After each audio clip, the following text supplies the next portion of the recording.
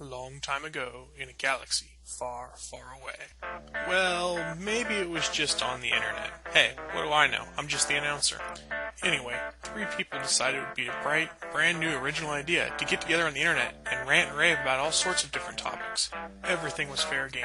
Things like video games. All your base are belong to us. Comics. I'm Batman. TV shows. I'll be in my bunk.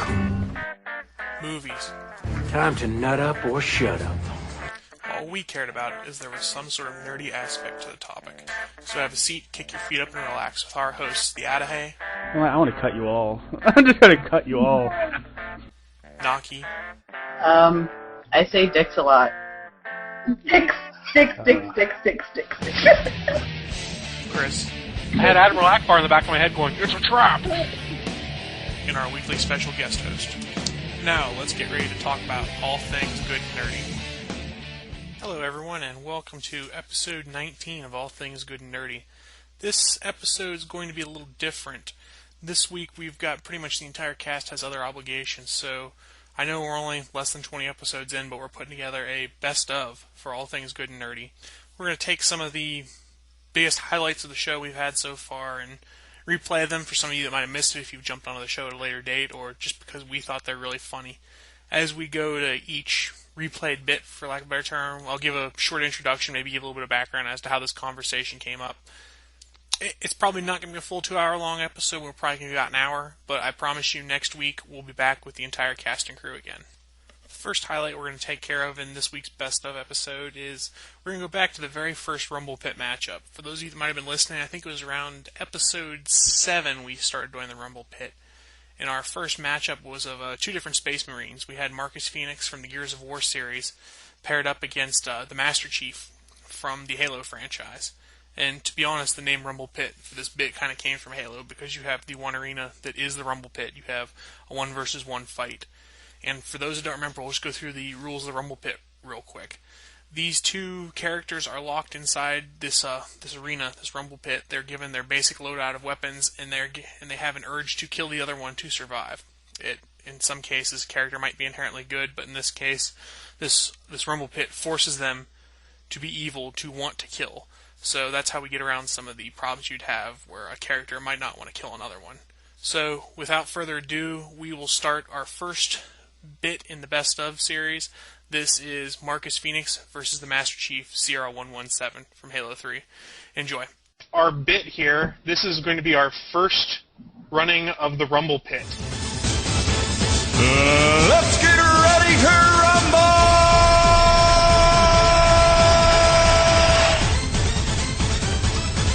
Or the Ruble Pit if you follow Twitter, and that's exactly what Chris had tweeted, is the Ruble Pit. It's Russian money, alright? Leave me alone.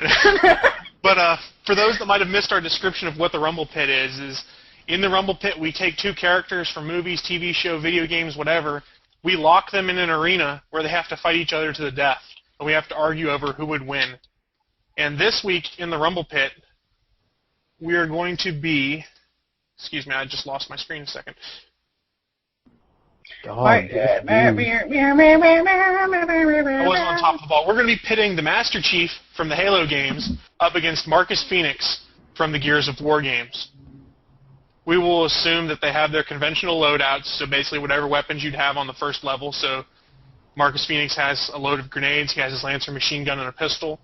Master Chief has his assault rifle, a pistol. And an Asher. And an Asher. And the Master Chief also has human grenades, not plasma grenades. Sorry guys, I'm all team Marcus Phoenix right now. Peace out. Gears Why? ahead. What's the argument, though? Okay, first off, even if he runs out of ammo on all fronts, he has a Lancer, which means he's got a chainsaw, 2 chainsaw, Master Chief. Sorry guys. I mean, you can run out of ammo no matter what. Like, you can run out of, they blow the shit out of everything with grenades. They ran out of Nasher shotgun, so Marcus has the Nasher. And then, snub pistol. Oh shit, we're out of ammo everywhere. Oh wait, I got a chainsaw, bitch. Right, I like the chainsaw argument, but I am going to vote Master Chief. And it's not because I'm just a Halo fanboy. But here is one Yeah, main right. reason why we have to look at the Chief to begin with. The Master Chief has shields on top of his armor. His shields regenerate. The Master Chief is also genetically altered. His musculature has been enhanced. His brain has been enhanced. His bones have been enhanced and have like metal plating adhered to them. He's designed to be a super soldier. As someone who has metal in their spine to keep them alive, having metal doesn't make you a super soldier. Just throwing that out there. It's a little different in his case, whereas his bones have been made more dense and have been like metal covered if you go and read the books and things, so that he can withstand severe trauma. So he's the fucking Wolverine? In a sense, almost. He doesn't have any healing factor or anything like that, but I don't know whether, let's say they both run out of ammunition, it comes down to Master Chief's augmented strength and fists and armor to Marcus Phoenix and his Lancer machine gun. Can the Lancer saw blade cut through the shields, the armor, and Master Chief's enhanced bone structure to be able to kill him? Have you not played Gears of War? Like, I have played Gears of War. That Lancer has gone through every fucking type of thing ever. Like, But not energy shields. If I remember my Halo mechanics correctly, though, doesn't a melee attack just basically instantly drain your shields? It can. Depending, if you get hit from behind, it will. So I would like to point out this argument just to kind of I have no real strong opinion one way or the other, but I'd like to throw this out there. Based on the mechanics of the games themselves, I believe Marcus Phoenix has a slight advantage because he is more apt and adept at using cover. Okay. That's a fair statement. The Gears games are very, very cover-based games, and I feel like at that point, I've only played like the first two Halo games, so I can't really go too much into it. But I feel like as Master Chief, I died all the time because I just could not master the whole cover fire thing, and I think that's just because I suck at gaming. But I feel like I thought that the Gears was easier to do the cover and fire and not die, whereas I died all the time as Master Chief. Fair enough. I would also like to point out, this is my experience. So this is suspect at best, but I'm way more accurate with Gears grenades than I am with Halo grenades. They give you the nice arc thing while you're... If it were sticky grenades that the Master Chief had, then it would be a different story. But since we're going basic loadout, the human grenades are not nearly as fun. Because I agree. If you've got sticky grenades in Halo, that's when I can start owning people, because I'll just be like, oh, stick them with a grenade, run away. Yeah, I mean, and that's totally true. So I'm not a huge fan of either side. My question is, which one of the two would be played by The Rock? That one would win. Marcus Phoenix. I was just thinking the exact same thing. I'm sorry, Marcus Phoenix would totally rock. The Rock would totally rock Marcus Phoenix. Wait, did I just say that? Really? Wow. Anyways, he could really play either role because Master Chief, has the helmet, but I really think that he could rock it as a Marco. God, I suck at talking today. Marcus Phoenix. Actually, he'd be a really good Dom. Yeah, he'd be a better Dom, I think. He'd be an amazing Dom. He really would be. Can we make a Gears of War movie? We're talking about the game still? I was talking about S&M. Sorry. Well, now I feel awkward. I'll be in my bunk. S&M. Do we need to play the Rihanna song here? Should I make that show note? No. We'd have to buy rights to that, and that's not cheap. Oh, that's right. So looking at it this way, we have 1 vote for the Master Chief, and we have like 1.5 for Marcus Phoenix. It would look like. Do we have anything on the ATGN? I'm gonna stop. No, there's nothing on the podcast feed. So these two idiots would be fighting, running out of ammo. At the end of it, The Rock shows up and wins. So we also have a vote for The Rock, but since Marcus Phoenix has 1.5 votes, Marcus Phoenix wins. Yeah! No, The Rock never loses.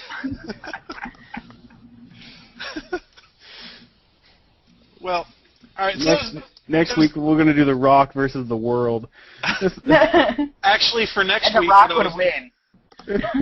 Next So the first airing of the Rumble Pit ended with Marcus Phoenix from the Gears of War series taking out the Master Chief. To be perfectly honest, I do not agree with this victory, but I lost fair and square to the vote, and I'm sure Naki, if she listens to this, is gloating all over again because she was really pulling for the Chief to lose this fight. But in my personal opinion, I still think Shields win everything in the end, and the Chief would have mopped the floor with Marcus Phoenix. But hey, what do I know? I was wrong in this Rumble Pit. So if you've been listening for a while, you might have noticed that pretty much the entire cast of All Things Good and Nerdy has a great liking for The Rock, or the actor known as Dwayne Johnson. At one point we were trying to figure out what movie roles would be best for The Rock, or is The Rock in this movie? If he is, the movie's going to be awesome. To kind of refresh your memory, some of you might have missed it, this is the conversation to start all these long-running jokes about The Rock. I think it was from episode 7 or 8, I'm not 100% sure, but don't worry, you'll be hearing a lot more about The Rock on this show as we go on. Because I'm not a regular host, I'm just going to be following your guys' feed and looking up this hashtag. I just tweeted it there, and I also put it directly to The Rock, so maybe he'll tweet back. That'd be awesome. What are the best movie roles for The Rock? Hashtag Rock for Comics. God. This is basically, he should play every role ever. Like, oh, we need... It's pretty much it. We need a Superman, awesome. The Rock. We need a new Batman, The Rock. We need to reboot Spider-Man. Okay, I already forgot what our hashtag was. Rock for what? Comics or movies? Comics. I think it was for comics. It's like no matter what, The Rock plays that role. Captain Marvel, The Rock. All right, so Xavier, The Rock.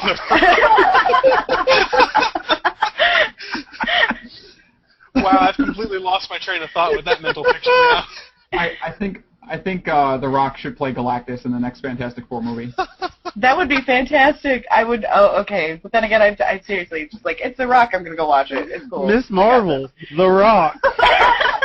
Aww. She-Hulk, The Rock. Just saying. Actually, I thought when they announced that Edward Norton would not be coming back as the Hulk and for Avengers, I actually thought that The Rock would have done it. I love Mark Ruffalo as it. I thought he was fantastic, but I totally thought The Rock was going to do it. He's way too built to be Bruce Banner. It's true. You can't make The Rock be Bruce Banner. They could always do the thing that they did with Lou Ferrigno? Because that was my thought. Well, they just Paint painted him green and put him on screen. I was thinking with the fucking Cap. I can't think of the dude's name right now who played him. Chris Evans. They used like Photoshop or something, and they put his head basically on someone else's body when he went before Cap because he was too fucking. He was too built. He was too big. They just do the same thing with The Rock. It'd be funny as hell though to see The Rock's head on some little scrawny dude's body. Anybody who's listening right now and wants to make us a Photoshop picture of that, tweet it to @ATGN Podcast, please. We'll make it the cover art to the next podcast. Let's do that. That sounds like great. Which, speaking of art for the podcast, I'm totally making a Dick Butts banner for the Facebook page. Just letting you know. We got a Wildcat was the first tweet we got about The Rock. Wildcat? I could totally see Wildcat. From Janet Diaz. Yeah. Wildcat. Jeanette. That's Jeanette. Jeanette, sorry. Who knew our podcast was about The Rock? We should just rename our podcast The Rock. The Rock Show. Listen to us gush about The Rock. Hey, I've been a Rock fan since he was a professional wrestler. So. Oh, I was too. I remember when he first came out as a wrestler, and it was fantastic, and I loved him right away. I don't even care what everybody says. Rocky Johnson. Yes. I remember as a young man. My favorite tag team matches were The Rock and Mankind as The Rock and Sock. Yes. Yes. Oh my God. I actually got to meet Mick Foley once. Oh, he's a really nice guy. He's such a gentleman. It's crazy. He is. I know Chris. He's somewhere around it. Probably close to him right now is a picture of him with Ric Flair. I know it. Ric Flair! But it's on my Facebook. I have a pic. I met Flair back in '05, I guess. He was doing a signing at a minor league hockey game up near my parents' house. So I went and got a picture taken with him after he signed my Best of Ric Flair DVD anthology. We were both sitting there doing the Four Horsemen. That's awesome. It was awesome. I mean, he was crowded as hell, was busy, but he actually took the time to talk to everyone as they were going through, and it was real nice, contrary to what other people have said that he's a dick at times. But I do have to say, I really admire the people, the celebrities that go to conventions and actually do take the time to talk to people. Like, John Barrowman was really good about that. We were actually talking about that last night, on how John Barrowman would actually, like, he was talking to people for like 10, 15 minutes, like, not charging for pictures or whatever, because he wanted to meet the fans, and I fucking love that. Like, I wish that I'm not saying that not all celebrities are like that, but I mean, you do get the ones who are just like, oh, here's my hand, you can shake it, and here's your autograph, bye. Edward James Olmos was awesome to meet. I met him at Wizard World Philly back in '09, and it was Is that he the was direct. Pest?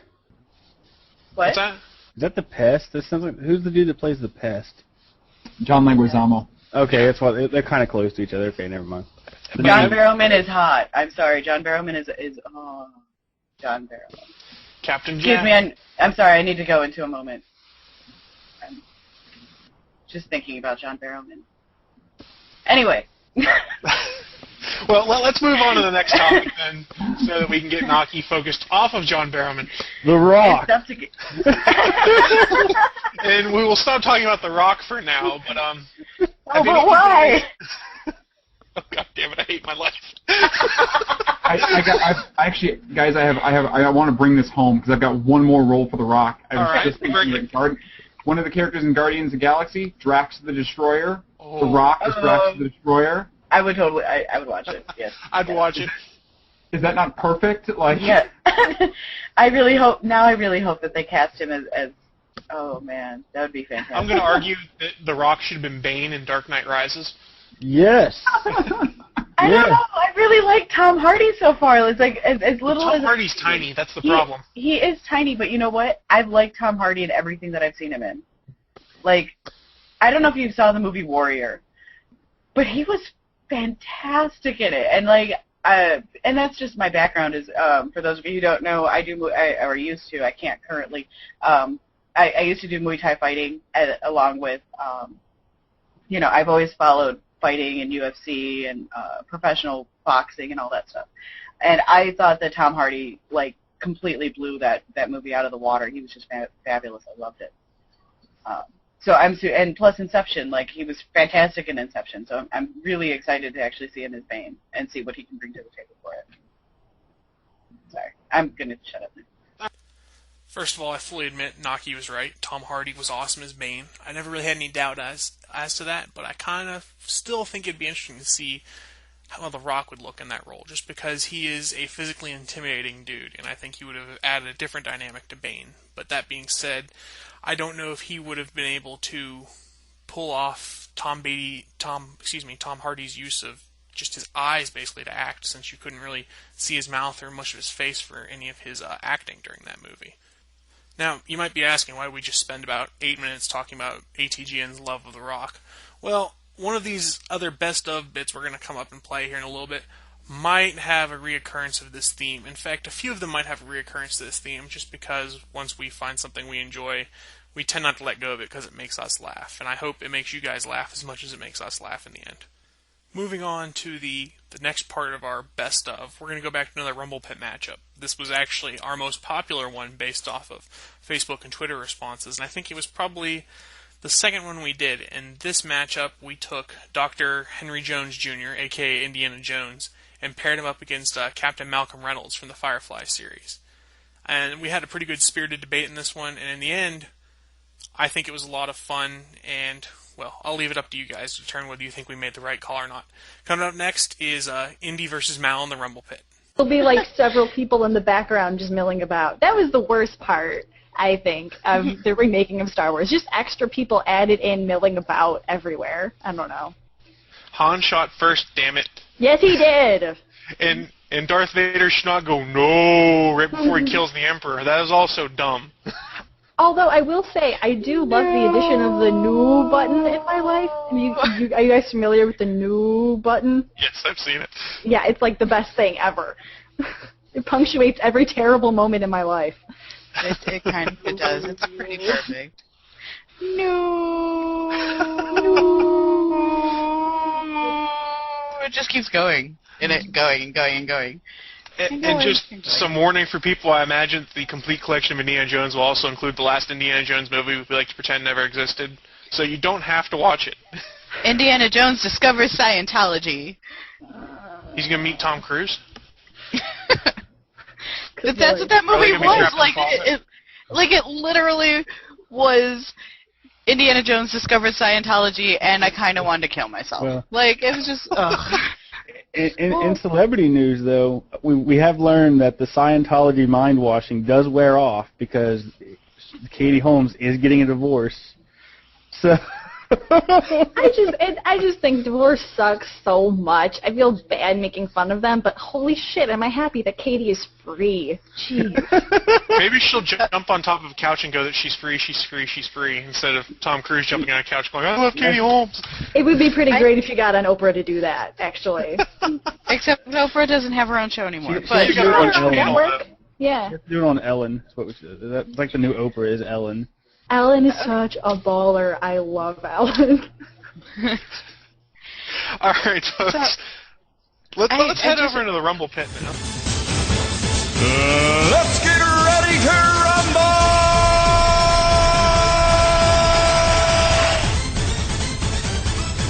We talked the Indiana Jones Blu-rays coming out, which leads us nicely into our first running of the second edition of the Rumble pit. God, I forgot we did the first one. So yes, we did. This is the second Rumble pit, which we put out on Facebook and Twitter, matching up Indiana Jones from around The Last Crusade against Captain Malcolm Reynolds from the end of Serenity. And we actually got some interesting feedback. I'll go through and just read a couple of the comments that we got. On Facebook from Drake Bynum, we got Dr. Jones is a one-man show. He would slay the captain. Mm-hmm. Casey Freund says Mao would totally win while Indy was concerning himself with museum artifact preservation. Mao would bust a cap in his ass. I know Casey personally. Casey looks exactly like Alan Tudyk, so I'm saying that he's just Team Mal because he's Alan Tudyk. Anyways, continue. Right. What was it? Andy, who guest hosted the show with us before, said Mal Reynolds is a gifted leader, crack shot, great captain, a hell of a combatant. Indy wins, though, because he's damn lucky and Mal is not. Also, if unarmed, Indy is taller, broader, and tougher. And I honestly forgot how damn unlucky Captain Malcolm Reynolds is. So the luck factor, it really made me think for a second there. And then continuing on that, I responded back to him. He said, Mal has to struggle against the verse. Indy is a master of his time and place, but nobody is luckier than Ash from the Evil Dead films. Which is That's true. That's true. The dark horse candidate. Ash. Yeah. One of my favorite comments I got was a contest would never happen. This was from Ben Saucer. He goes, I'd say they'd be buds over a few beers, maybe fall into some fisticuffs, but not a fight to the death. Let's see. Another simple one from Joseph Lewis. Indy opens the arc, battle ends. But since you can't really have the arc in our scenario, that wouldn't happen. But it made me laugh. That is pretty great. Let's see. Todd Burbo says, lots of Nazis with lots of guns couldn't stop Indy. Another soldier's just another bump in the road. Not only would he win, but he'd get the girl too, rather than awkwardly teasing her like a grade school boy. I mean, I'm all for the cuddle pit in this one, where I get to be in both of their pants. That's about it. Or just a Naki sandwich happens. I'd be totally okay with this. But here's my thing. I totally agree with the whole idea that Indy is a one-man show. He's a doctor, damn it. I mean, that's like end of story Doctor of Archaeology. Yeah, but I mean that takes a lot of brains. It takes a lot of planning. It takes a lot of chutzpah. A lot of time. That's what it takes. Blake Talbot says there's no argument. It's Boba Fett who would win out of both of them. How did I miss that? That's on my page. Okay. That's not even fair. Boba Fett's got a shit ton of weapons. When it comes down to pitting them against each other, I have to say I've never seen Serenity, but fail as a nerd. Does that dude have a snake? because that could kind of. He does not have a snake. He wouldn't know about the snakes. One of the things I have noticed, though, that goes in Captain Mal's favor is I've never seen him have to reload his gun. That's true. Infinite ammo. Indy only has a revolver, so he's got, 6 or 8 shots? He's got 6 shots, and then... But he's got a whip. Yeah, but Indy's also not a trained soldier at that point either, so... Granted, he's pretty accurate, but he's not as accurate as you could argue Sergeant Reynolds would be from his time as a brown coat. I'm just playing devil's advocate. I'm not 100% sure who my pick is, and I really won't know until we get to the end, I don't think. Mine is still Indy. He's super resourceful. He's got that whip on him at all times. So even when, I say almost an if, but when he runs out of ammo, he's got a plan. Because whip versus gun is an amazing. Whip it right out of his hand. You whip the hand, and it goes flying, and then done. Speed of shot and speed of the whip and all that stuff. It's just. It's kind of like when MythBusters, when they did the whole, can you throw a knife faster than someone can shoot a gun? That was awesome. That was pretty good. But Indy is beyond mere physics, in my opinion. The end. He's a doctor, not a superhero. He's a super doctor. I think it really...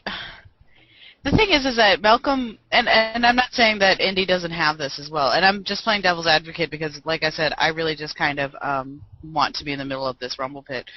Malcolm has this, Mal Reynolds has this thing where he has the unlimited ammo, plus he has this will to survive. Like, I'm not saying that Indy doesn't have this will to survive, like, at all, but, like, are we talking, does Young Indiana Jones count into this? Did anybody watch that series beside me? Okay. Yeah, because it takes place before Last Crusade, so I say that's fair game. Okay. Young Indiana Jones was great. I felt more will to live coming from Malcolm Reynolds, though. Like, I think that Indiana... Survivor. Yes, whereas Indy is lucky. He's not gonna give up. Sorry.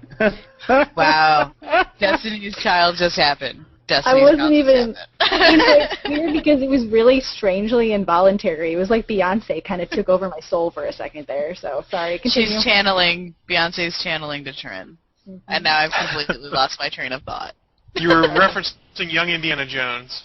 Okay, so with Young Indiana Jones, even then you can see that he survives off of luck. He doesn't survive because he's got that will to live. He survives purely off of luck. So I think that with the will that Mal has to just continue fighting, like even when he's in the Serenity, when he's almost down and out, he's got like 8 bullet wounds and whatever, like he should be dead.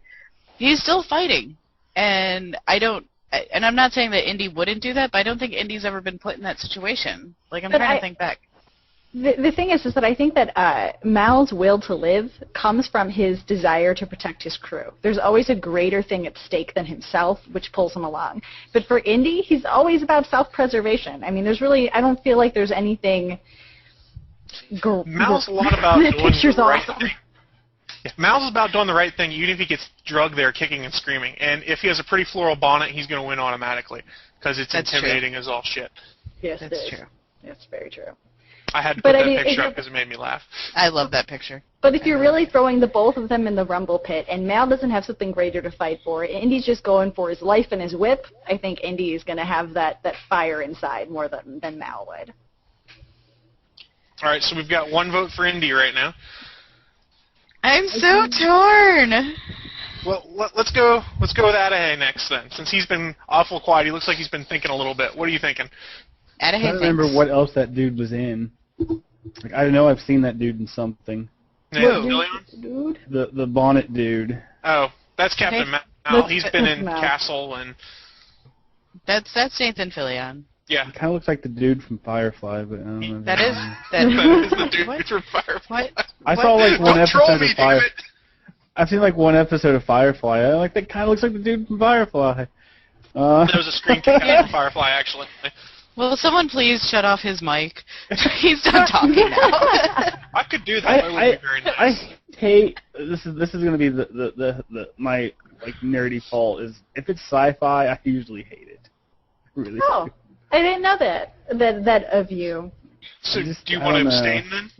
And I love how you're part of all things good and nerdy. Then that's a great thing. He provides a different perspective. There's nothing wrong with that. But I don't know. A snake would win, so I got. A snake would show up and win. Some Nagini from Harry Potter would come up and just swallow both of them whole, and it's over. Yes, exactly. Or the boulder that's always chasing Indiana Jones. That would show up. The boulder wins. It's over. Suddenly the rock won. There we go. The rock wins. I'm going to mark you down as an abstention. So critical. So critical. Love it. Who's on your next Rumble Pit? We'll talk about that one here in just a sec. I'm so excited. It should include Bob Dole. I'm trying to figure out who I think would win here. And as much as I want to say Captain Malcolm Reynolds, I just can't say it because Indy lives through everything, and it's like Andy brought up. Indy is incredibly lucky. Everything goes his way. Whereas you look at Mal's history, if it can go wrong, it goes wrong. Mm-hmm. And then somehow he eventually pulls his way out of it with the help of his crew. I was going to say, but he still does it by himself it. the bulk of the time. Yeah, but he doesn't do it by himself, whereas most of the time Indy's doing it by himself or he's saving someone in distress while doing it. So, as much as it pains me to say so, I vote Indiana Jones. I think he would beat Captain Malcolm Reynolds. Dr. Jones. I like it. No time for love, Dr. Jones. The doctor over the captain. I'm still torn. Like, I agree, like, full-heartedly that Indiana Jones is lucky, and he does it on his own. But I think, and I think it's just because we didn't have the time to explore it. Thanks, Fox, you assholes. I think Malcolm Reynolds could have been even stronger of a character than just fighting for his crew. But, you know, we did wind up with that issue where we no longer have that option to explore. But I actually think that Malcolm is a stronger character for that. The fact that he does always have a greater goal, that he always has somebody that he's protecting, that, like, his crew is his strength. I think that's a cool character trait. So, I mean, if you're talking simply on the terms of who's a better character, who's more interesting, I actually think Malcolm Reynolds is more interesting. But Indiana Jones would still kill him with a whip and a gun. But what about the unlimited ammo that Mel has? I mean, come on. He wouldn't go down without a huge fight, at least. Do you really think it's going to last more than 6 shots? I like to pretend so. I think it'll be an epic battle, but I will give it to the Doctor that we will lose our Mal to the Doctor. It's a tough battle to pick, but personally I just think when you look at the luck is the premise. In this matchup, the big key thing that gave Dr. Jones the win here is the fact that he's incredibly lucky, like was said by a few of the commenters here. Anything that goes right tends to go right in Indy's way. So that was our take on who wins this fight between Indy and Captain Malcolm Reynolds. If you guys think we didn't do it right, or you have a different opinion, of course, let us know on Twitter, let us know on Facebook. We're revisiting these because I'm pretty sure we might have some newer opinions now, and in some cases you guys might help me win based on who I thought was going to win the Rumble Pit. I'm just saying. Next up, we're going to revisit a conversation from when The Amazing Spider-Man came out on screen. Those of you that might have listened remember that the very first episode, when the movie came out, I took some serious issue to the fact that the line "with great power comes great responsibility" was removed from the movie and replaced with something I thought was of weaker background. I don't think it was as strong an expression for being Peter's moral compass as to why he does what he does as Spider-Man.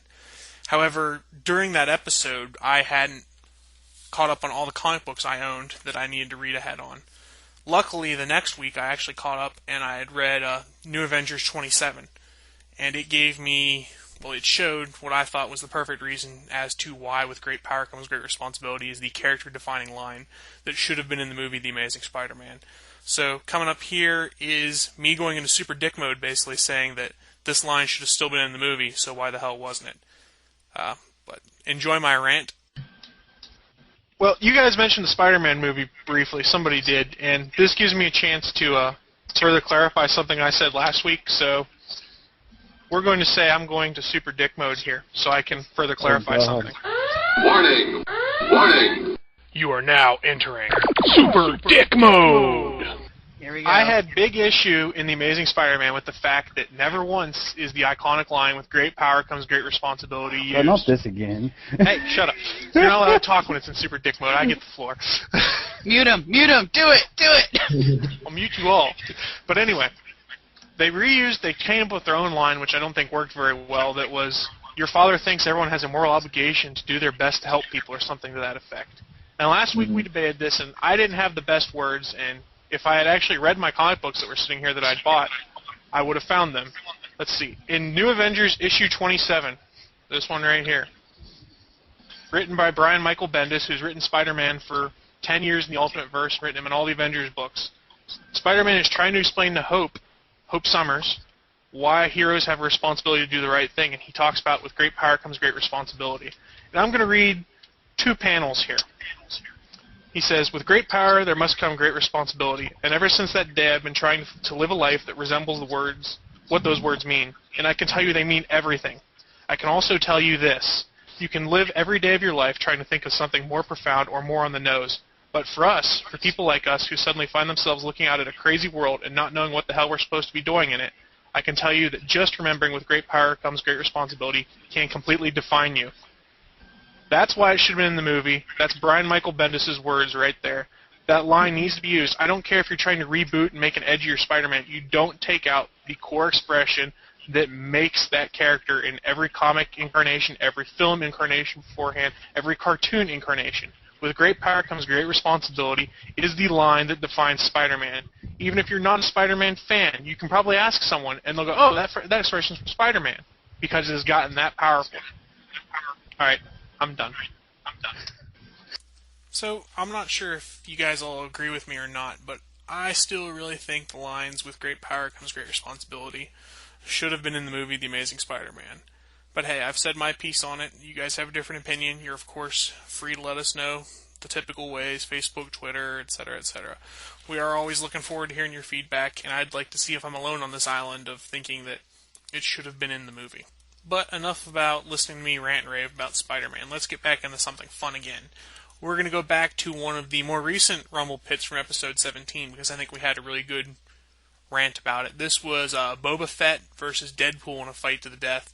And we actually went on some pretty random asides throughout this Rumble pit, which is why I think it's actually pretty damn funny.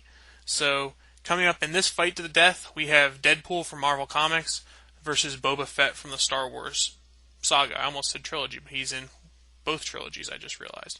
Anyway, here it is. This fight's up next. Let's do the Rumble pit. Let's go. Let's get ready to rumble!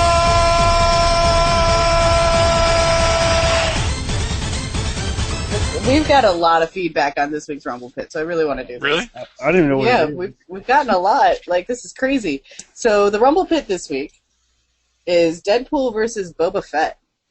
Mercenaries. Yes.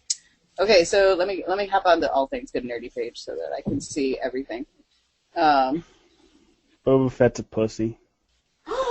That's not nice. Ouch. Alright, not that one. We kind of posted this a lot this week, sorry.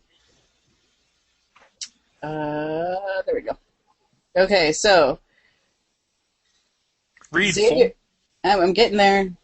My laptop's being slow. Come on. Clicky, clicky. Fine, be a dick. Whatever. Pain in the ass. You were nicer to it. Yeah, seriously.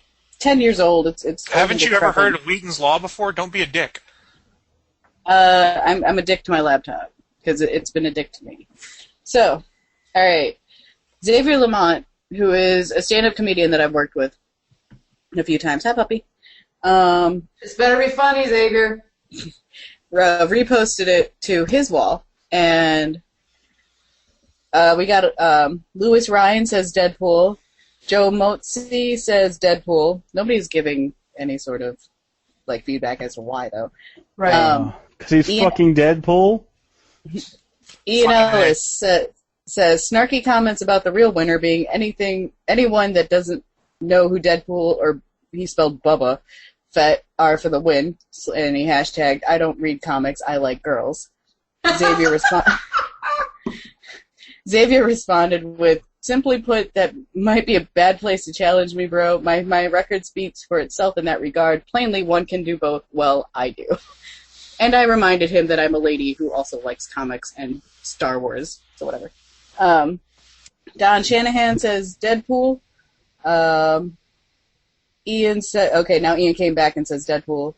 But no one says why? Nobody's saying why. Because it's fucking Deadpool. Richard Graves says Deadpool, he's a bad Deathstroke impersonator. That is true. He's a parody of Deathstroke. Anthony McDonald says Deadpool by far. And then it started to go into a DC versus Marvel. And then at the end it says Michael Scott Earl says Deadpool over everyone else in my opinion. And on the actual page, Deadpool in a landslide. Doesn't say Boba why. would last through Deadpool's first mid-inner fight monologue is the one I saw in there. Yeah. I have it on my page too, so I have one that was posted to my page. Andy, who guest hosted before, goes, Boba Fett has the skills to pay the bills. All Deadpool has is a rabid fan base of 15-year-old boys. But bear in mind that Andy also hates Marvel. Ferg on Twitter says I have to go with Deadpool because of how Han Solo ended up beating Fett. I gotta agree with him there. Yeah, but read the comics. He lived through that. That's right. Going through. Nick on my page says Deadpool knows Boba Fett is just a character from the movie Star Wars, not a real person. As opposed to Deadpool, who's a real person. Yes, Deadpool's real. That's what matters. Andy, who has guest hosted on here. Oh, wait, that's who you were talking about. Never mind. Right? You said Andy before, didn't you? Okay. Sorry, I was only half paying attention when you're talking because it's you talking. Man! I was waiting to see if anybody caught that. No, I wasn't paying attention because it's you. See, exactly. What's going on, huh? Jared says it would be a draw. They would realize they have issues and both want to bang Leia, but for different reasons. Then they would share a hug with their guns point to the back of each other's head, and boom goes the dynamite. Which, I gotta agree with them there. I think that's all the... Oh, I had it on my personal Twitter account, too. God damn. See? Everybody everywhere. Everyone must weigh in. Well, I'll point out while Naki's bringing that up that currently Deadpool in the comics has no healing factor, so that could change the fight a little bit. Yeah, I have to admit, I knew who Deadpool was, but I had to look him up to see what his special powers were. And if he doesn't have the healing, then he's just really well trained, right? Like he's just really well trained with weapons, and so is Boba. And so I think he breaks the fourth wall, though, so there's always that to consider because it's hilarious. right, but that's not a strength, is it? I mean, Yes. I don't know. Yeah. how is that a strength? Because his common sense is tingling. Yeah. How did we already get a dislike on YouTube? No one's even on. It's because you're here. Fuck you, fucker. Man! Hey, there's a good comic series. There's a good comic series I want to read right now. I haven't got it yet. It's called Deadpool Kills the Marvel Universe. That seems like a good comic. I read the preview. He basically cuts Spider-Man's web line and he drops and crushes himself on a car. It looked funny. Alright, on my Twitter feed, we have Norumu who says, not sure who wins, but I know the multiverse would lose. And Mr. Arcee's just kept asking Boba Fett over and over again, so I'm gonna give it that he says Boba Fett wins. No, it's from Return of the Jedi. Oh, okay. Because Boba Fett's behind him, and Lando's like, Boba Fett. He's like, Boba Fett? Boba Fett? And he's looking around and he can't see anything.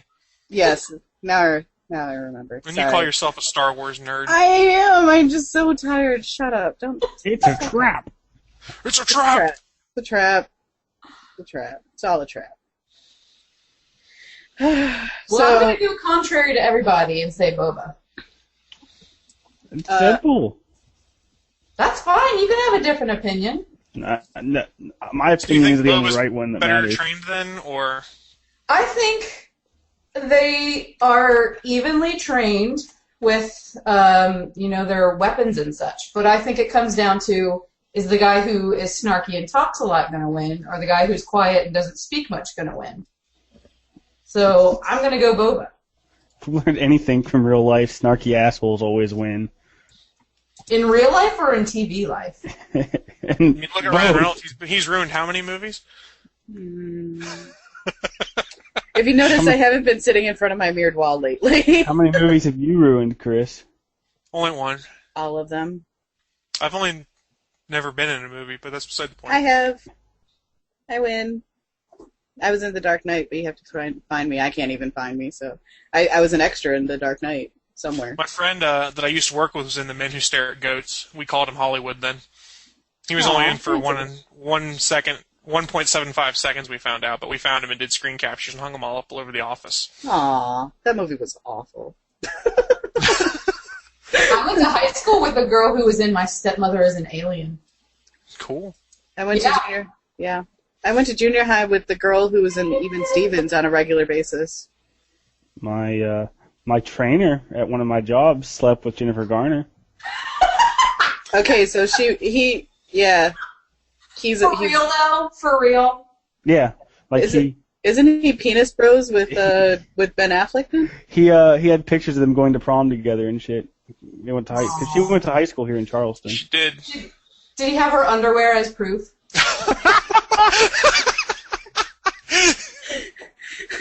That's the only way I'll believe it. PPOR, post-proof or retract. Penis Bros. Anyways. What are Penis Bros? Are those just friends? Wiener cousins. Yeah, Wiener cousins. They link. Cousins? They link. Was it like Bajango sisters or something like that? Yeah, there's Bajingo sisters and Wiener cousins. And it's people who have shared the same person. They become Wiener cousins. Oh. I think it was a joke from Scrubs, I think. Yeah, it's a Scrubs reference. Man. I don't watch enough TV. But, yeah, Deadpool. Scrubs is great. It's well worth watching. It is. I'm going to go with, anyways, back to one topic that matters. I'm tired of back to the topic dick. at hand. Yes, back to the topic at hand. Our fantasy nerd matchup. It's better than talking about dicks. Anyways. Sticks. Sticks. That was, what, 12? Penis. Kill everybody with alcohol. Personally, in this matchup, I'm leaning towards Deadpool just because he's a reckless fighter, and I think that's what puts him over the edge in the end. He also has more skill with weapons than Boba Fett. He's got more than just blasters. I mean, he's got swords and stuff, too. Yeah. So we got sword use is just absolutely freaking off the chart. Yeah. Boba's been trained since he was little, though. But he doesn't have swords. I'm sure if you gave him a sword, he'd figure it out. His dad got killed by a Jedi in like 10 seconds. Yeah? And he's just a clone, so he inherited those skills of getting beat by bladed weapons. He did, actually. I'm making this shit up as I go.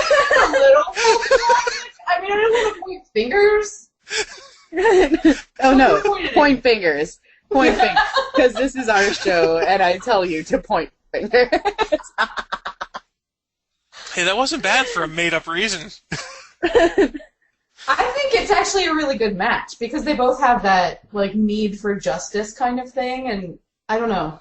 For me, that's what it comes down to, is it the talky, sarcastic guy, or is it the guy who just... I don't really think Deadpool has a need for justice. Deadpool was just a merc. Just wants to kill.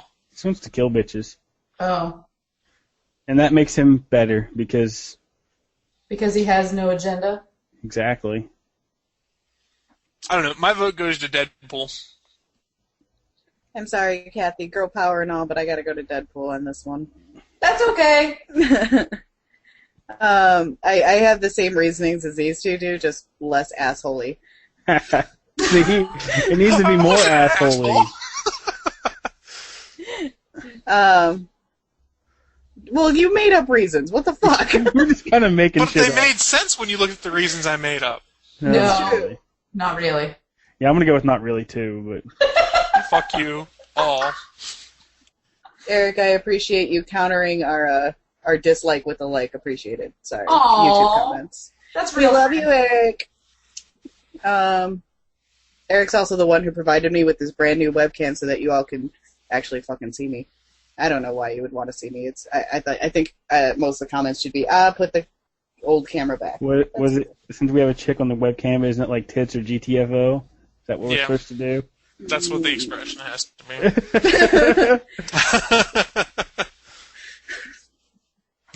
Just sit like this. Looks like I got thumbs up going. Yeah, all I see is your thumbs That's up. what I thought, so I was like, oh, what's going on? Am I supposed to be getting a show? No, no, no, no, no. No, they'll throw us off the YouTubes if we do that. That is true. All right. So Chris, it's your Rumble Pit. You finalize it. 3-1 Deadpool wins, and snarky attitude takes the day. Literally, quite actually, really, it's what ended up happening. No shit. Yes, you guys heard right. Somehow a fight to the death between Boba Fett and Deadpool devolved in us talking about wiener cousins. I don't even remember how it happened. All I remember is it was pretty funny during the show. I hope you guys found it as funny as we did. That's why we included it in the best of for this episode. We're going to go back to back with you guys on this one. We're going to do another Rumble Pit right now. You might have noticed we're doing a lot of these because we get a lot of interesting debate out of this one, and I like to revisit them to see if people's opinions might change. That's part of the reason we're doing this, to see if those of you that are listening or watching the YouTube video might have changed your opinion some on who would win these Rumble Pit matchups. This next one we're going to cover, I think we discussed the week The Dark Knight Rises came out, was a matchup between Harley Quinn and Catwoman. And I'll leave it to you guys to decide whether you think we made the right choice or not as to who wins this fight to the death. Talking about Catwoman, I like we how- can go into our Rumble Pit. Oh, yeah. Sorry. Go ahead. Say what you were going to say before I... It doesn't matter. It was irrelevant. It was just an extra comment. We can move on. Okay. All right, so our Rumble Pit this week is one from the comics and not one from the movie, but that's okay because it's still Batman, so who cares? Let's get ready to rumble!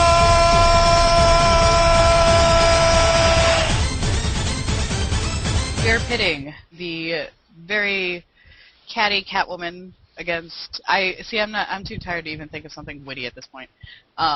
Versus Harley Quinn, who is our crazy batshit Joker version, female version, I guess. Yeah.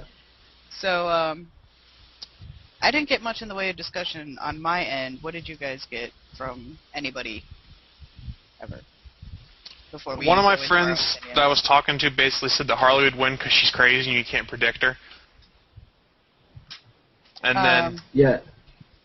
I didn't really have any discussions with anybody about it, but I myself kind of went back and forth for a little bit, trying to decide like which one.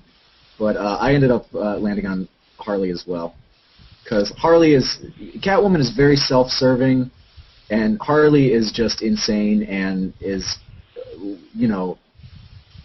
a blind follower and will do anything that's necessary for whatever her motivation is, because she's nuts.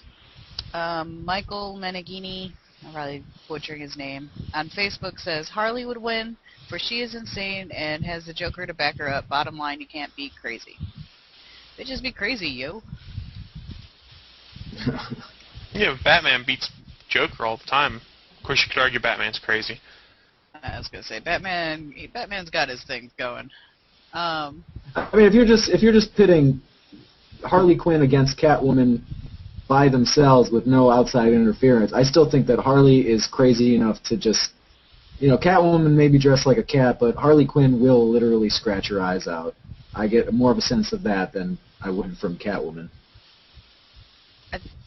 I think it's hard to pit these two against each other because it's kind of like Joker against anybody, where they don't care if they die. They really don't. They just kind of want to, watch the world burn, as it's so put. They just want chaos to reign, and so I could totally see Harley just, like, going to town on Catwoman, even though she's shot, like, 6 times or whatever. Well, and I was reading some comments on here. Some people are saying that currently Harley Quinn in the comics has a super strength ability and enhanced agility. So she's a metahuman, is what people are saying. Is that from the Suicide Squad books? I don't know. I'm just reading a couple of things that popped up when I just Googled it, and they're saying, this one says Harley has near metahuman strength, agility, and speed, and a healing factor. And they referenced a couple comic panels that seem to reference that, and if that's the case...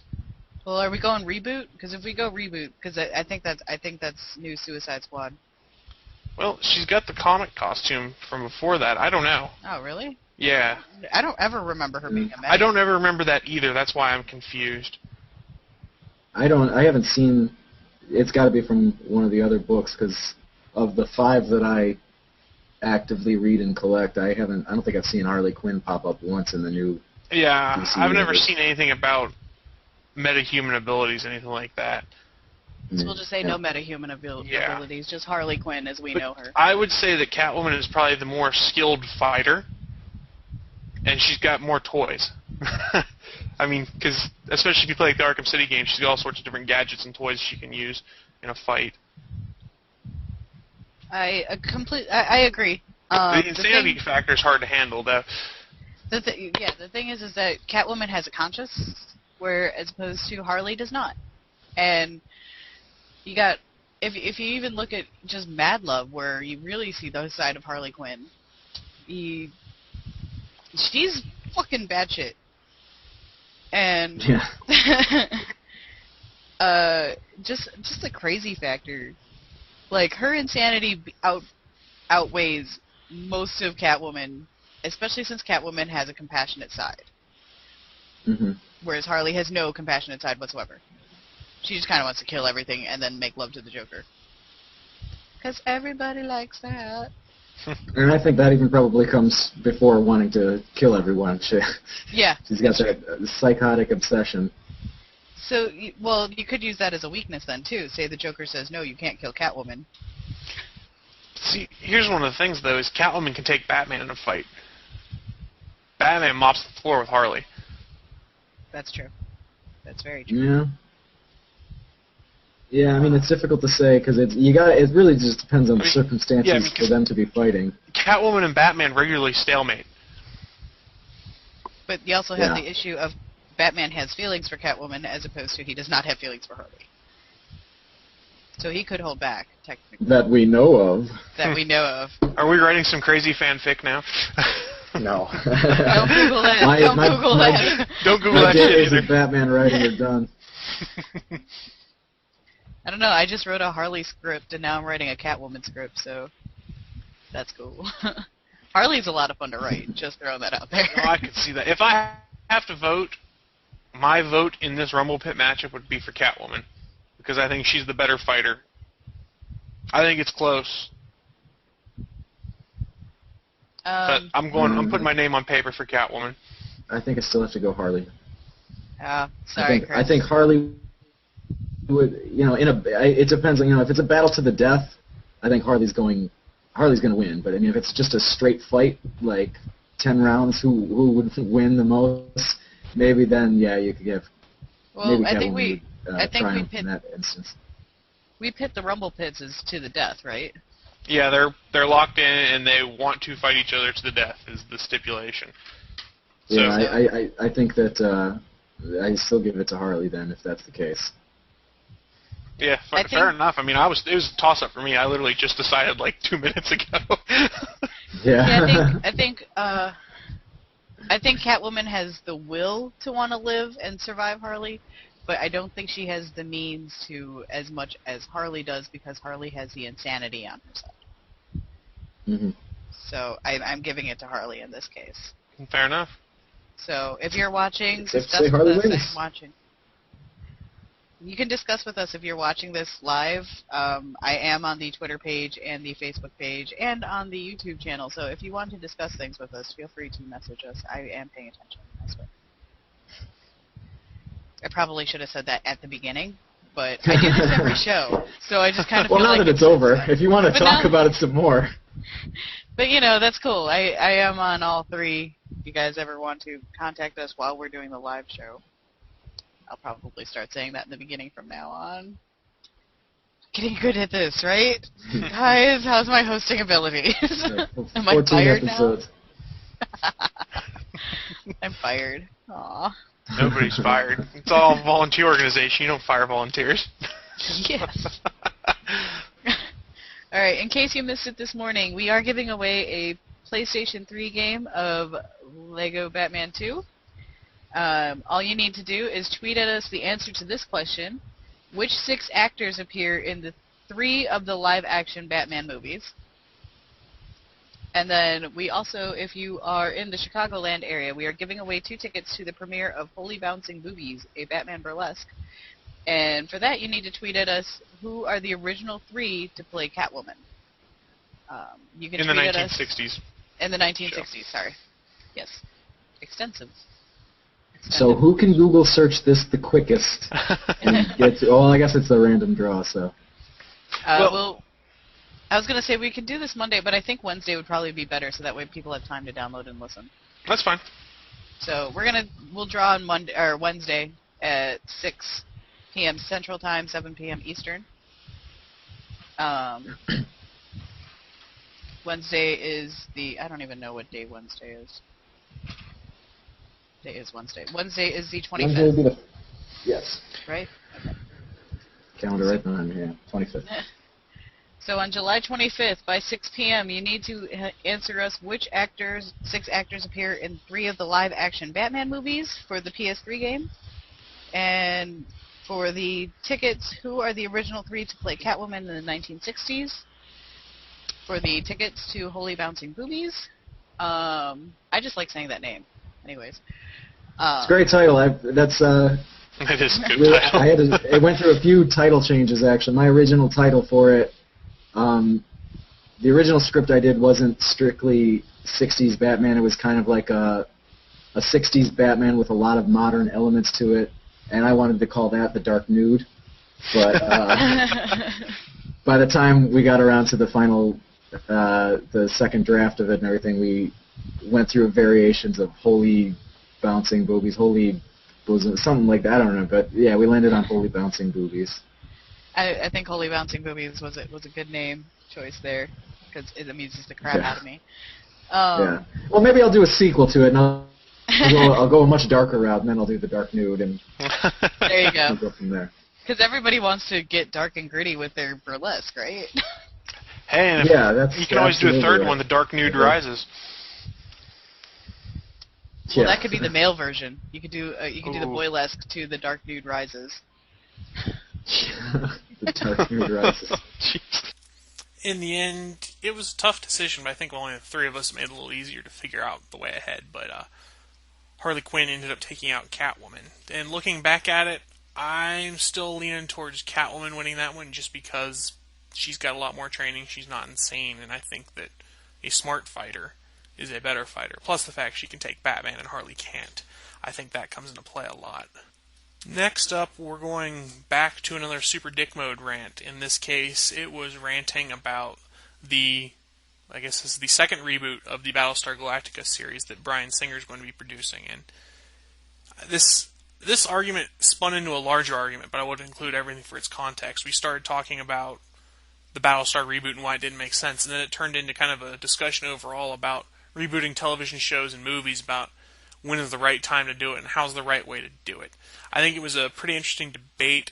It was actually a pretty long debate, it turns out, but I think it's worth revisiting to see if it sparks any new opinions from people, or maybe even sparks any new opinions from the folks that were in the argument to begin with.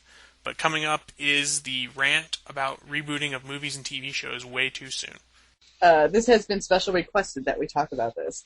Bryan Singer on the BSG reboot. And we're just going to hand it over to Chris. Just hand it over to Chris. It's all you. Go for it. All right. When this got first announced back in 2009, I came out and said, fucking horrible idea. I think I might just have to call Super Dick Mode here. Warning! Warning! You are now entering Super Dick Mode! Alright, I've been opposed to this idea since the very beginning, probably because I loved the last Battlestar Galactica series so much. And to talk about less than 2 years after the series ended to start reboot talk was fucking ridiculous, especially the fact that they wanted to go back to its quirky sci-fi ways instead of having gritty realism or anything like that. And honestly, the thing that really set me off the most about it is when they initially set out the press release on this.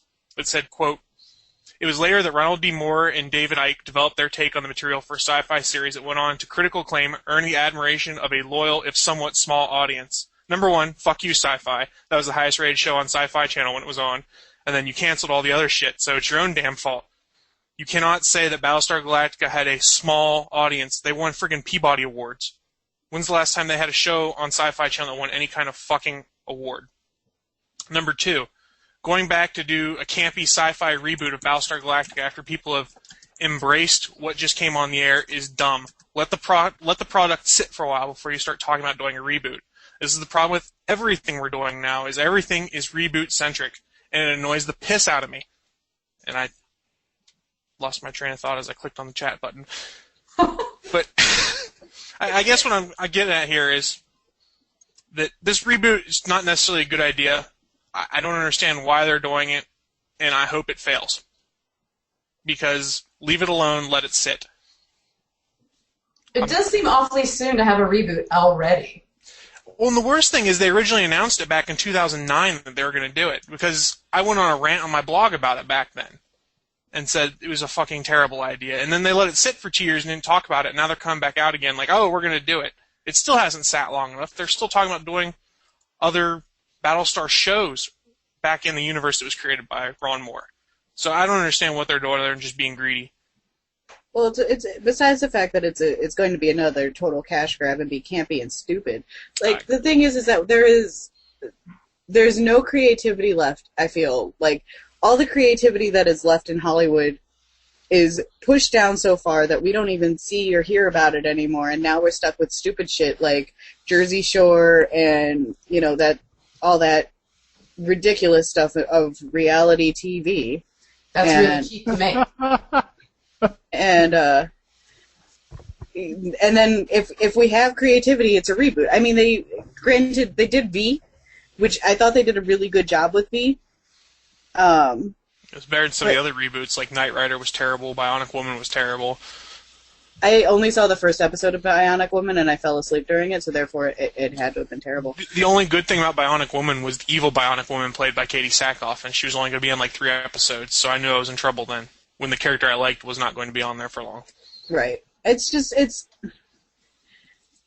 Stop looking to the past for, like, get an idea from the past, but don't redo the idea. Like, there are so many, think of The Wizard of Oz. How many times has The Wizard of Oz been remade, and now they're doing it again? That's a prequel. No, they're not. It's a yeah, they prequel are. to Wizard of Oz. No, it's not The Wizard of Oz. Well, you ever read the Wizard of Oz books? I read the Wizard of Oz books. Okay. Yes. It's not the Wizard of Oz movie, though. It's how the wizard himself gets to Oz. Okay. It's not a remake. It's a prequel. Well, they're doing it as a prequel, but they're still... What they want to do is they want to remake the whole series. And They should. I don't think so. I like The Wizard of Oz as it is with Judy Garland. I don't want a remake. Judy I want Garland them to was leave it alone. good. I'll agree that Judy Garland was good, but the rest of the story needs to be told, because it's a good story. It is a good story. I enjoy the Wizard of Oz books, don't get me wrong, but I think... I'm not sure how I feel about Mila Kunis as a bad guy, though. Just saying. Well... Did you ever see the Sci-Fi Channel remake they called Tin Man? That was actually pretty fun. Was it? I didn't see it. It's on Netflix now, too. I've just gotten so frustrated with, Alice in Wonderland they've remade 7 million times. Snow White they've remade 7 million times. Just fucking think of something new. And that's the same feeling that I have towards Battlestar Galactica. The last thing that they did with the reboot with the new cast and making Starbuck female and whatnot, I loved it. Leave it alone. Don't touch it. No more. I mean, you can add the shows to it. Caprica, I'm working through right now. I haven't gotten to finish it yet. But Caprica, so far, it's taken up a little bit of time because it's slow moving. But you know what? It's still an extension of that universe, and it's not bad. Just slow. And they've still got Battlestar Galactica: Blood and Chrome that they've made the pilot episode for. They just need to air at some point. So the fact that they're still making stuff based off the old Battlestar and they're talking reboot just blows my mind.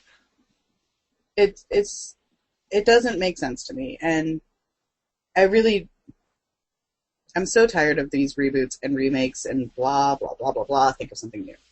Honestly, I can live with it. They let the property sit for a while. I mean, that's part of the reason the Battlestar one there weren't as many. There were people who were pissed, but not as many, is because it'd been sitting on the shelf since the early '80s. Right. They waited 20 years basically to bring it back. That makes more sense than if they were. Well, I mean, yeah, I just said about the Wizard of Oz, but technically they did do remakes since then. I think that some things just need to be left alone. Battlestar Galactica is one of those things. I wouldn't have a problem if they waited, say, like 10 years or so to talk about reboot, but when the series just ends and you start talking reboot, I'm sorry, I'm cynical, but it screams cash grab to me. And when they try to say it's because, this series didn't have that good a ratings, so we think we can get more people this way, it's utter bullshit. So how did you feel about the Hulk movies? Just playing devil's advocate. Because they did the Hulk movies, 3 years apart? Or some shit like that? Yeah, but they just kind of ignored the first one. They kind of paid back to it. They had to. The first Hulk movie was bad. They had no choice. That's true. But, I mean, they did that with The Punisher, too, didn't they? I don't think they did necessarily a reboot. They just made it ridiculously dark. Well, they're doing it with Spider-Man. Yeah, I had my issues with that one, too. Well, they're still... I like The Amazing Spider-Man better than I like the Tobey Maguire ones, but... It's not near as good as Spider-Man 2. No, but they're still doing this one as a trilogy too, so they're the Amazing Spider-Man 2 or whatever they decide to call it. They could still do something that'll make it up to standard with Spider-Man 2, with Doc Ock and all that stuff. The names of the comics, like they call the next one either like Spectacular Spider-Man or Sensational Spider-Man or something like that. That'd be cool.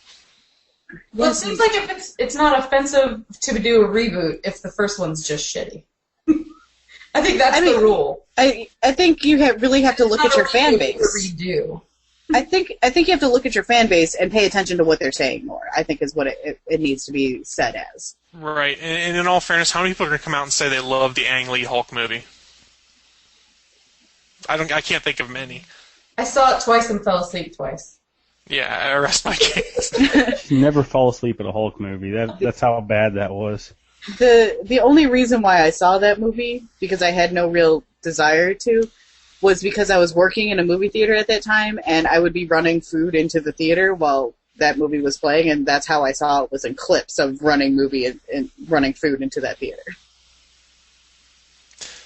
Yeah, I think if you're going to do a reboot, you have to be smart about it. Either has to have been terrible the first time you did it and you're trying to salvage the property, but if you're taking something that people generally loved, you have to give it time, because all you're going to do is piss off people that love that series and you're like, fuck that, I'm not going to watch this. So what would you say if somebody said they were going to do a Firefly reboot? It's 10 years old. Would you... Is Joss Whedon involved? That's what I would ask. If Joss Whedon's not involved, I'm not doing it. It was the same thing as when they were talking about rebooting Buffy. If it wasn't Joss Whedon, then it wasn't going to be Joss Whedon, so I wasn't going to watch it. Yeah. So, okay. So then you're kind of, there's kind of that line then. And this is just me playing devil's advocate, because that's fine. That's the job of the host. So, if Joss Whedon wasn't involved, but a Buffy reboot was to happen, you love Buffy, but, I mean, you got that, it's been a while. Buffy's been done for quite some time. So, where's that line then? Where's that line then? Because Joss wouldn't have been involved, but that line wasn't crossed yet? Would you have wanted to wait another 10 years? The reason Buffy was so good in my mind is because of how Joss Whedon did it. Right, but because they wanted to do a reboot. It's been quite some time. I don't actually know the exact year that Buffy ended. 2001, I think. Okay, so it's been 12 years, 10 years, whatever. Yeah. It's been some time. Joss didn't want to do it anymore. Buffy was done. He said, I don't know if he actually said it was okay, but, he says it's okay for somebody to reboot it. What would you say then? Well, let me play devil's advocate to your devil's advocate here. They are continuing that story in the comics, so it hasn't ended. So they're in season 9 of Buffy in the comics right now. That's right. Well, okay, but I'm using Buffy as the example. Yes, I know. Because you could say that as Firefly. I'm squirming my way out of this question, damn it. Well, where would the line be? Is what I'm asking. Honestly, I think it's subjective. Rebooted. Sorry, go ahead. No, all I'm saying is I think it just depends on the person. I mean, just my personal take could be very different than, say, your personal take or Kathy's personal take on what they would do for reboots. I think if they rebooted Buffy and Joss Whedon was not involved, I would probably watch to see what happened with it. And if I liked it, I would keep going. Honestly, if I didn't like it, I would probably watch for a couple episodes just so I could talk about how terrible it was and how they did me so wrong. But it really depends on if someone grasps the story and tells it again properly, maybe in a new way, or if it's someone just saying, oh, Buffy's got a lot of fans, I bet if we put it back on the air, on the CW, and put some 15-year-old girl who likes to wear revealing clothing onto the show, then we'll get a lot of money off it. Well, then it's not what I would want to watch.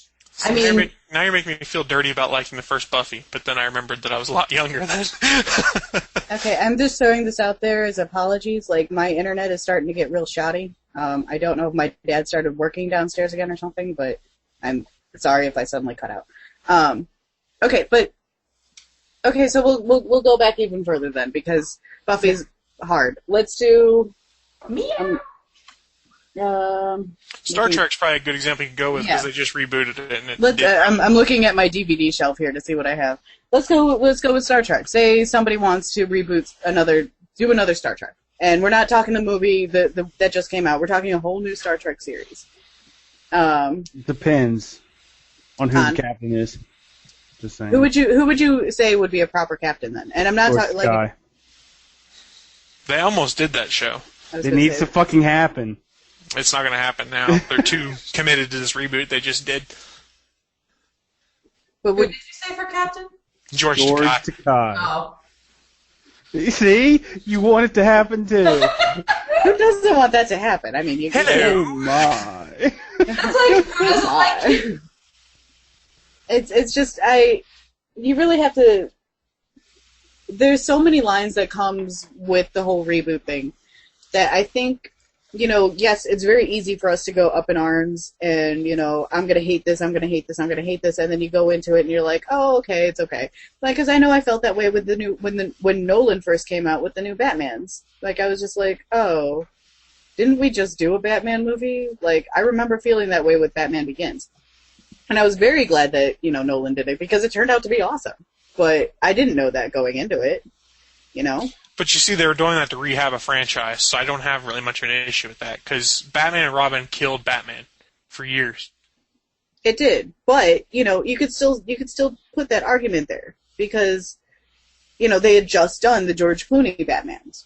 Well, and I think the thing with Nolan was that he took a much different tactic, where he made it much grittier, much more realistic, not so cartoony. I mean, I feel I give more leeway if they're taking it in a different direction or saying, this is the story we all understand, but what if this happened? Or what if it was in the real world? I think that's what makes it okay.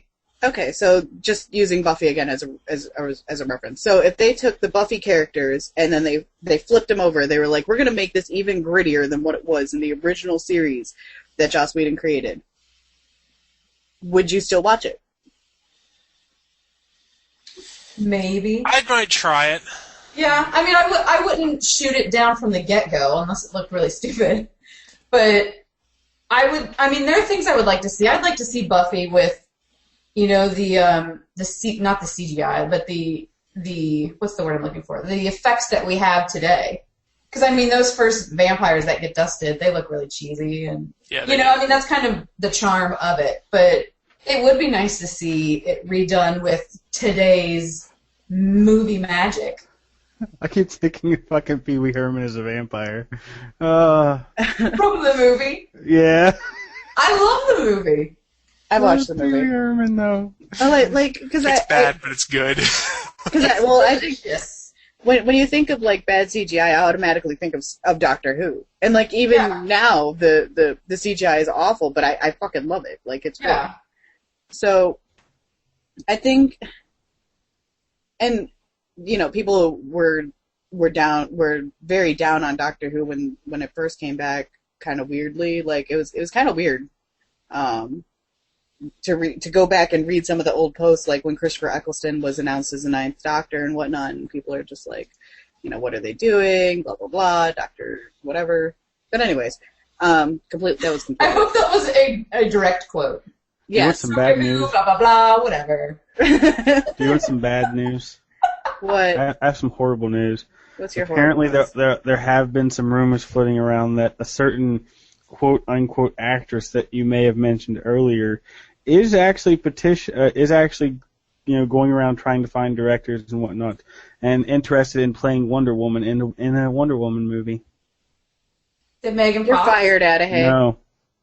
No, Megan Fox would be an improvement over this person. Uh-oh. She wants to do it after she has her kid and gets back into shape. Wait, now I'm confused. Who's pregnant? It's Snooki. Oh. Now you're just trolling the show. I love it. I'm not even joking. Snooki wants to do a Wonder Woman movie as her entrance into acting. I just went Irma Gerd in my head. She's already entered into acting. Irma Gerd.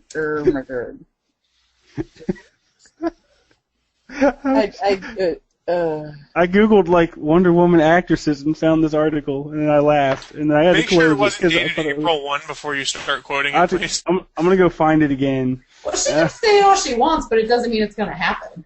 If she backs it, like if she uses her money to back it, it could possibly happen. So that bitch has a lot of money, sadly. So I'm not crazy about the condescending Wonka meme, whatever. Meme. I like Mimi. I like Mimi better. But anyways. Mimi is from the Drew Carey show. I know, whatever. Sure. The condescending Wonka meme, though, does have this one that is fantastic, where he's like, oh, so my playing video games and watching cartoons is immature? Tell me how adult-like you are watching The Jersey Shore. Like, that makes me feel better about myself. Anyways, continue. I fucking hate Snooki. So it'd be better if it was JWoww? No! Wait, who? Nobody from Jersey Shore should play a superhero. She's a Jersey Shore. Okay. Didn't Snooki go into like the WWE for a while? I don't know. Probably, because she thought she'd get money out of it. Money, money, money. Thank you, Donald Trump. All right, let's go back. Let's go back into our news stuff. Now I'm sad inside. I kind of died a little. Adahy, you killed my will to talk about nerdy things with that. All right, let's talk about something that's... WWE. Oh my god, she really was. Okay, sorry. Let's talk about things that are... Like I said, it was a pretty lengthy and spirited debate at times, but I think it was a lot of fun to visit at that point in time, and I'm still not quite sure the right way or the right time to reboot a series, but you can't do it too soon unless you're trying to rehab the series because the first time it came out it flopped. I don't know, it's a really tough thing to figure out, but if you guys have any ideas how the best way to reboot a series would be, let us know. Normal ways, Twitter, Facebook, comments on the podcast, anything like that. I think we're going to do one last Rumble Pit matchup in this best of episode of All Things Good and Nerdy. This one was a lot of fun. It's the Battle of the Batmen. We took Dick Grayson once he'd become Batman prior to the DC New 52, and we paired him up against Terry McGinnis, who was Batman Beyond in the cartoon series, and also in the comic book series they're doing now. And we put them in a fight to the death. They had their costumes, they had their normal gadgets, things like that. So it was a fun debate. Again, like most of these are normally fun, though, let's be honest. It's fun to argue about nerdy topics with your friends. But this next is the fight between Dick Grayson Batman against Terry McGinnis Batman Beyond. Enjoy. So, since we're talking Batman stuff again, let's go into the Rumble Pit. Let's get ready to rumble!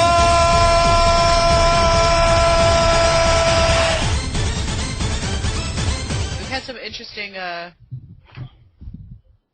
Sorry, I got the notice of, am I still here? I've been talking this whole time.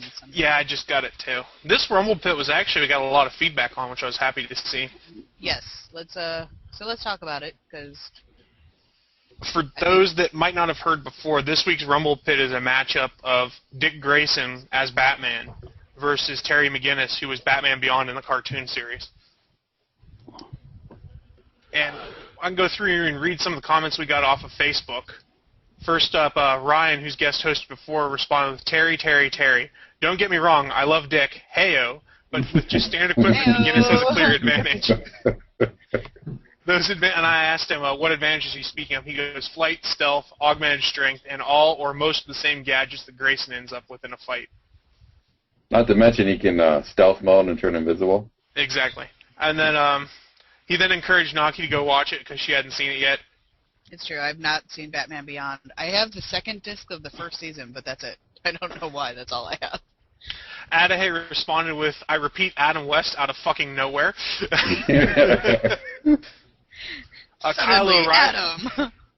Kyle O'Reilly responded with Terry, and I asked him why, and he said younger, more advanced gadgets, fought a whole new wave of technology, and some part mutant animal things, which is true. Brandon Bear responded with, they're both Batmans, and they have one rule which invalidates the other rules of this contest. Therefore, Mr. Freeze. Let's see. Nicholas Leodama responded with, you really think Terry would be psyched out by Dick's steeped history of Batman, Robin, Nightwing, Nighthawkism? I think old grumpy Bruce gets wind of this ahead of time, gives Terry some pointers, fully knowing that when Dick is wearing the goddamn Batman colors, Terry doesn't stand a chance. Hi, puppy. Therefore, with Bruce's last-minute advice, Terry uses his more advanced tech to beat Dick to the edge of consciousness, right before getting his own lights KO'd in turn. And then he responds, a trick question, as students of Bruce Wayne neither would kill each other. I put it up on my Facebook page and got a response, Terry's tech wins hands down, but if they went with a no gadgets, no suits rule, Dick wins because his acrobatic athleticism combined with his Eskrima fighting style. He breaks Terry down in 30 seconds, and Terry is then crippled for life. So it seems that all of our viewers, listeners, etc., have been taking Terry McGinnis in this fight because of the technology standpoint. That's what Batman really is. Right. I gadgets. mean, you've got to think that the Batman Beyond suit is technology that's about 30 years advanced from Dick Grayson in the bat suit. I mean, he's got advanced strength. He's got, like, X-ray vision. He's got invisibility. So I think the technology makes it so that Terry has more tech at his hands, but Dick is the more experienced fighter. I was going to say, but if you take away the suit and the gadgets, which I understand, that's Batman, but if you take away the suit and the gadgets, you got to give it to Dick then. Well, keep in mind, though, that, spoiler alert for anyone who hasn't seen it, that Terry is Bruce Wayne's biological son. That's true. I mean, I knew that. He's Wayne. So you've got to think he'd at least have a lot of the same capabilities of Bruce. Who's the mother? Catwoman? No, it was a convoluted story arc where basically there was something that Cadmus created called Project Batman Beyond, where they wanted to recreate Batman. In order to do that, they basically rewrote Terry's dad's genetic material with Bruce Wayne's and then killed his dad. And when they were going to kill his dad. The fuck? Episode of Justice League Unlimited. It was called Epilogue. Yeah, it's actually a really good episode. It's really crap. good. But they literally set it up so that Bruce Wayne is Terry McGinnis' biological father, and then they always like to forget that Terry McGinnis has a little brother, too. So Yeah, the little brother is also... Yeah, is he a Wayne, too, or was he that should just... Be. He looks just like Terry. Oh, He'll be the new Robin. Yeah. Except he has a big head. I mean, Jesus. He said. All right, Cat, you have claws, and they hurt. So stop that. But what are you guys thinking on this matchup? I mean, if we all have to vote individually, who are you voting for and why? Adam West. Adam West. Just Adam West out of nowhere. Because I think there's too much reliant on the tech, I'm gonna give it to Dick, and it's not just because I don't watch I haven't watched Batman Beyond. It's because he loves the Dick. I love the dick. I totally love the dick. That's going to the show intro. But I think just for the fact that he could actually win the fight without the tech, I'm going to give it to Dick.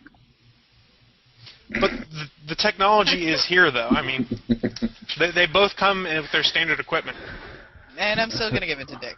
Well, would Dick's standard equipment maybe, since he knows this is going to happen, for some reason include something that makes his tech not work, some sort of like a jammer of some sort? Yeah. I don't know if he'd have, but we're talking standard equipment that's with both characters.